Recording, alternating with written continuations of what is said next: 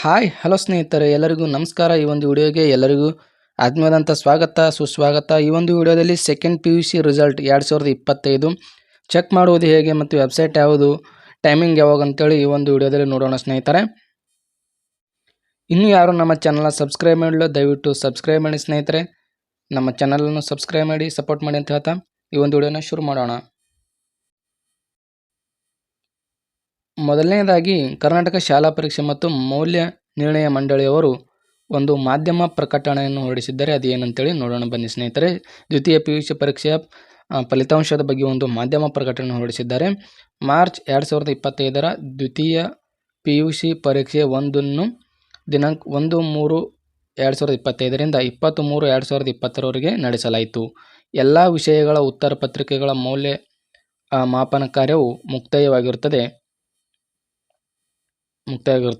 ದ್ವಿತೀಯ PUC ಪರೀಕ್ಷೆ 1ರ ಫಲಿತಾಂಶ ಪ್ರಕಟಿಸುವ ಸಂಬಂಧ ದಿನಾಂಕ 8/4/2025 ಮಧ್ಯಾಹ್ನ 12:30 ಗಂಟೆಗೆ ಕರ್ನಾಟಕ ಶಾಲಾ ಪರೀಕ್ಷೆ ಮತ್ತು ಮೌಲ್ಯ ನಿರ್ಣಯ ಮಂಡಳಿಯಲ್ಲಿ ಮಾನ್ಯ ಸಚಿವರು, ಶಾಲಾ ಶಿಕ್ಷಣ ಮತ್ತು ಸಾಕ್ಷರತಾ ಇಲಾಖೆಯ ಒಂದು ಸಚಿವರು ಇವರ ಅಧ್ಯಕ್ಷತೆಯಲ್ಲಿ ಸುದ್ದಿಗೋಷ್ಠಿಯನ್ನು ಕರೆಯಲಾಗಿದೆ.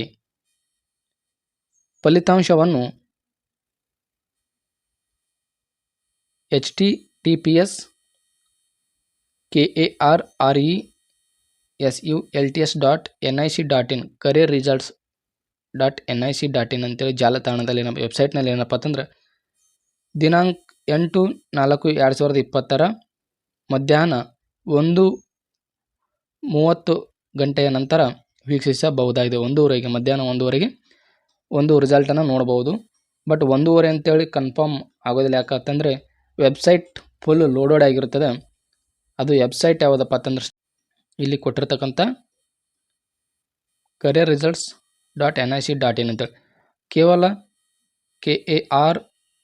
KARRESULTS ಅಂತೇಳಿ ನಾವು ಗೂಗಲಲ್ಲಿ ಸರ್ಚ್ ಮಾಡಿದ್ರು ಕೂಡ ಈ ಒಂದು PUC ರಿಸಲ್ಟನ್ನು ನೋಡ್ಬೋದು ಸ್ನೇಹಿತರೆ.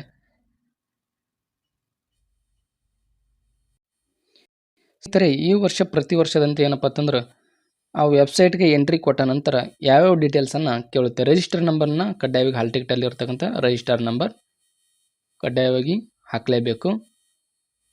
ಮತ್ತು ಫಸ್ಟ್ 4 ಲೆಟರ್ಸ್ ನಿಮ್ಮ ಹೆಸರಿನ ಒಂದು, ಈಗ ಎಕ್ಸಾಂಪಲ್ ನನ್ನ ಹೆಸರು ನಾಗೇಶ್ ಅಂತ ಇದೆ,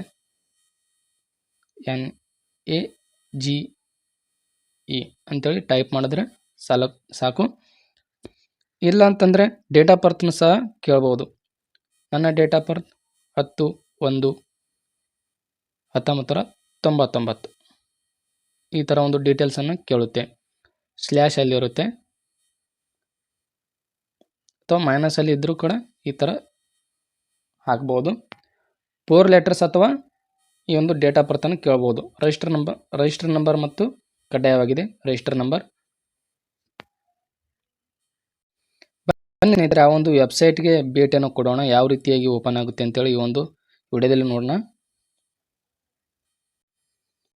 ನೋಟಿಫಿಕೇಶನ್ನಲ್ಲಿ ಅವರು ಒಂದು ಮಾಧ್ಯಮ ಪ್ರಕಟಣೆಯಲ್ಲಿ ಕೊಟ್ಟಂತೆ ಒಂದು ವೆಬ್ಸೈಟು ಇದು ಆಗಿರುತ್ತೆ. ಬಟ್ ಮುಂದೆ ಏನಪ್ಪ ಅಂತಂದ್ರೆ 2025 ಅಂತೇಳಿ ಆ್ಯಡ್ ಮಾಡಬೇಕು ಸ್ನೇಹಿತರೆ. ಅಂದರೆ ನಮಗೆ ನಿಖರವಾಗಿರ್ತಕ್ಕಂಥ ಒಂದು ವೆಬ್ಸೈಟ್ ಸಿಗುತ್ತೆ. ಆ ಒಂದು ವೆಬ್ಸೈಟ್ ಯಾವುದಪ್ಪ ಅಂತಂದರೆ ಇಲ್ಲಿ ಕೊಟ್ಟಿರೋ ನೋಡಿ ಸ್ನೇಹಿತರೆ, https://www.karnatakaresults.nic.in ಅಂತೇಳಿ ಈ ಒಂದು ವೆಬ್ಸೈಟ್ ಓಪನ್ ಆಗುತ್ತೆ. ಇದರ ಮೇಲೆ ಕ್ಲಿಕ್ ಮಾಡ್ಕೊಳ್ಬೇಕು ಸ್ನೇಹಿತರೆ. ಇನ್ನೂ ರಿಸಲ್ಟ್ ಬಿಡೋದ ಕಾರಣ ಏನಪ್ಪ ಅಂತಂದ್ರೆ ವೆಬ್ಸೈಟ್ ಲೋಡ್ ಆಗ್ತಿಲ್ಲ, ಇನ್ನೂ ಅಪ್ಡೇಟ್ನಲ್ಲಿದೆ. ದಯವಿಟ್ಟು ಈ ರೀತಿಯಾಗಿ ಒಂದು ಟ್ರೈ ಮಾಡಿ ಸ್ನೇಹಿತರೆ. ಆಲ್ಮೋಸ್ಟ್ ಒಂದು 1 ಅವರ್ ಏನಪ್ಪ ಅಂತಂದ್ರೆ ಸರ್ವರ್ ಸ್ಟ್ರಕ್ ಆಗಿರುತ್ತೆ. ಯಾರೂ ಗಾಬರಿ ಪಡ್ತಕ್ಕಂಥ ಒಂದು ಸಂದರ್ಭ ಬರೋದಿಲ್ಲ. ಆರಾಮಾಗಿ ನೋಡಿ ಸ್ನೇಹಿತರೆ. ಯಾರು ಏನಪ್ಪ ಅಂತಂದು ಭಯ ಪಡೆದು ಏನಪ್ಪ ಫೇಲ್ ಆಗ್ತೀನೋ ಪಾಸ್ ಆಗ್ತೀನಿ ಅಂತ ಹೇಳಿ ಕುತೂಹಲ ಎಲ್ಲರಿಗೂ ಇರ್ತದೆ.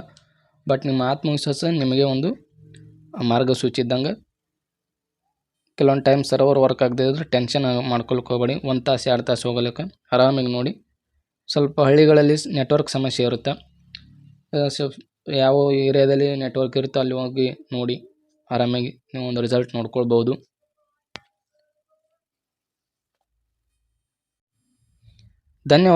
ಧನ್ಯವಾದಗಳು ಸ್ನೇಹಿತರೆ. ಈ ಒಂದು ವಿಡಿಯೋನ ಸಂಪೂರ್ಣವಾಗಿ ನೋಡಿದ್ದಕ್ಕೆ ಎಲ್ಲ ಒಂದು ಸ್ಪರ್ಧಾರ್ಥಿಗಳಾಗಿರ್ಬೋದು, ವಿದ್ಯಾರ್ಥಿಗಳಾಗಿರ್ಬೋದು. ಮತ್ತೆ ಮುಂದಿನ ವಿಡಿಯೋದಲ್ಲಿ ಭೇಟಿಯಾಗೋಣ ಸ್ನೇಹಿತರೆ. ನಮಸ್ಕಾರ.